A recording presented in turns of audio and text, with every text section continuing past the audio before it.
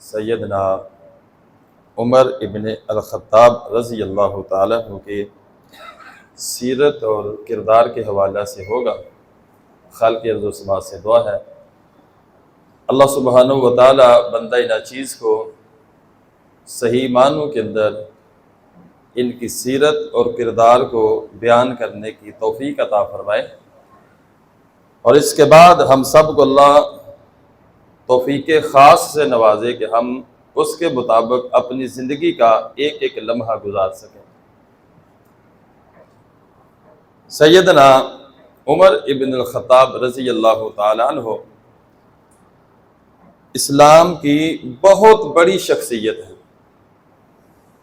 یعنی کہ اتنی بڑی شخصیت ہیں کہ ان کی شخصیت کا اظہار اور ان کی سیرت کا، کردار کا اور خصوصیات کا صحیح طور پر بیان کرنے سے ہماری زبانیں قاصر ہیں۔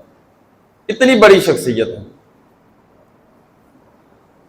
آج کا مسلمان جب بھی اللہ سے دعا کرتا ہے نا، وہ بچہ ہے یا بوڑھا ہے، تو اس کی زبان پر عمر ابن خطاب کا نام ہی آتا ہے۔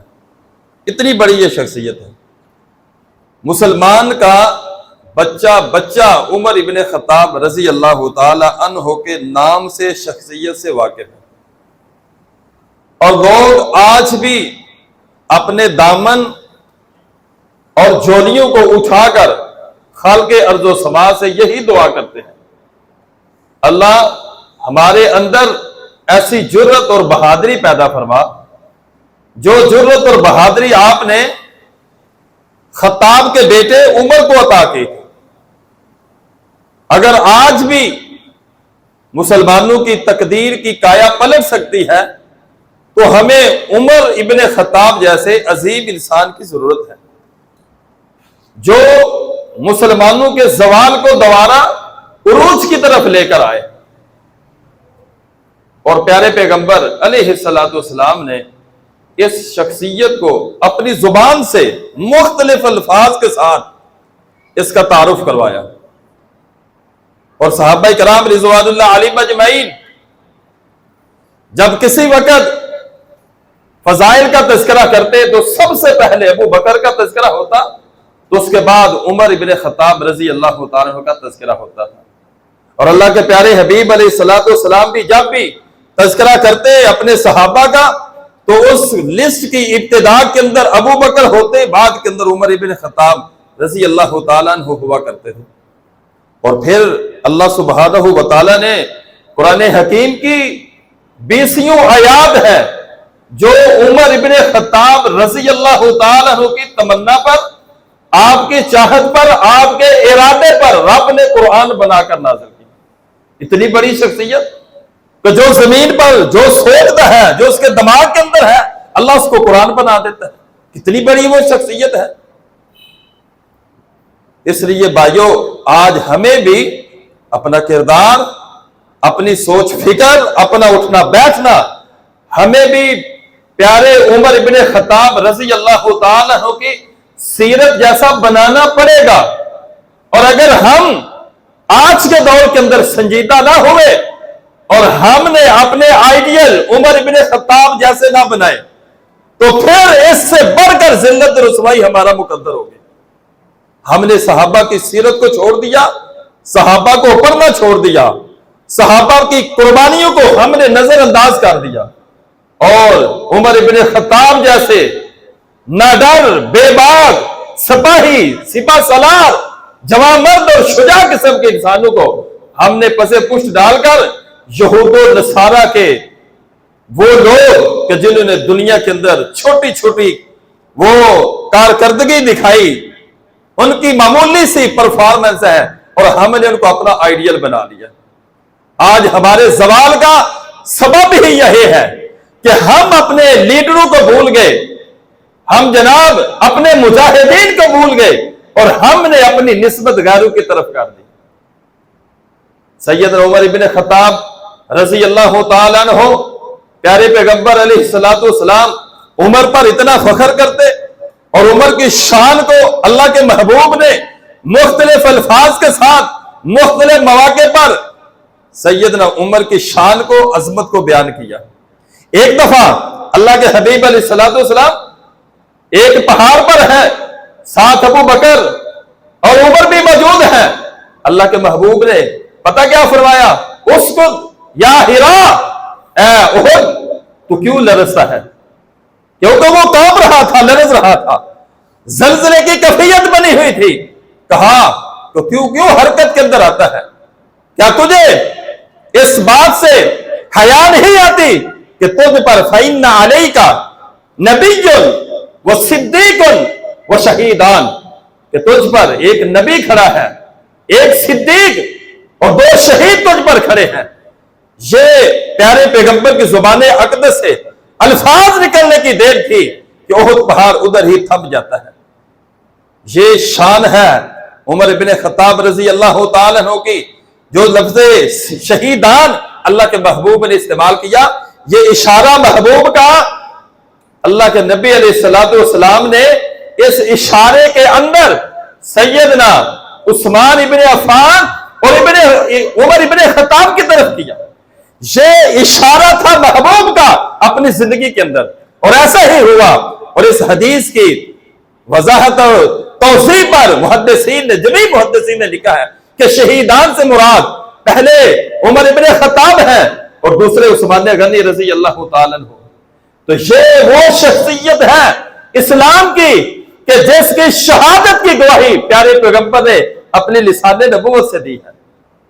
اس لیے ہمیں بھی اس شخصیت پر فخر کرنا چاہیے اور اس شخصیت کے مطابق ہم اپنے طرز زندگی کو ڈالنا چاہیے۔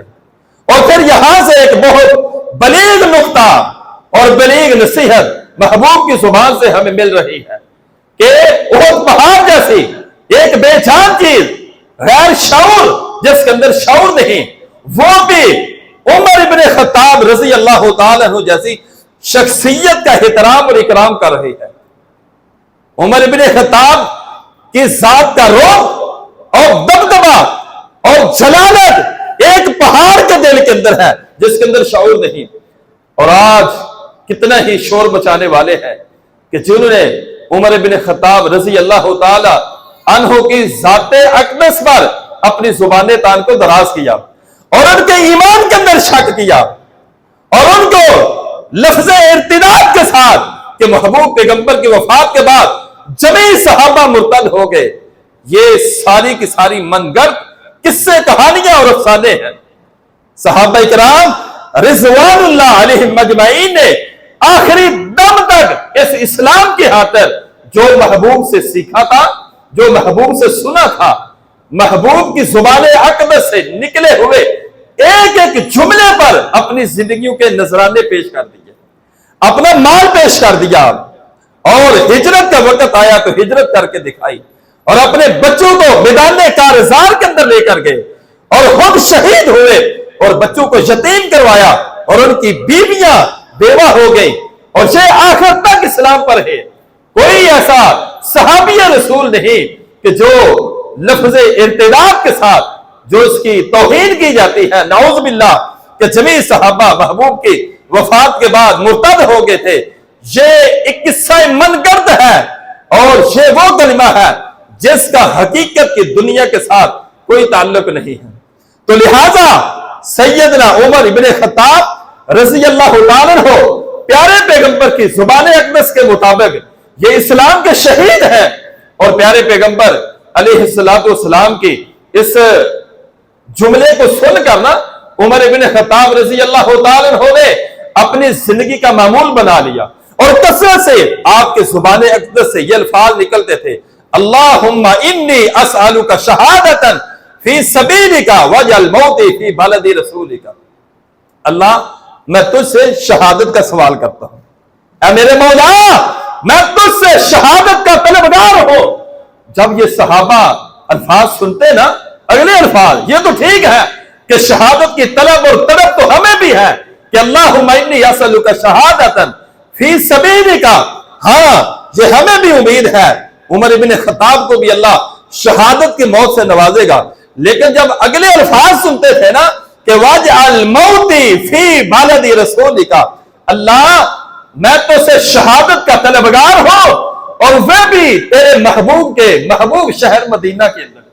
صحابہ کرام جب یہ الفاظ سنتے تو وہ تفکر کی دنیا میں غوطہ زر ہو جاتے کہ مدینہ تو ایک بڑی سلطنت بن چکا ہے، مدینہ ایک بڑی سلطنت بن چکا ہے، اور اسلام مدینہ کی سرحدوں سے لے کر وہ دنیا کے اطراف و اکناف تک پھیل چکا ہے۔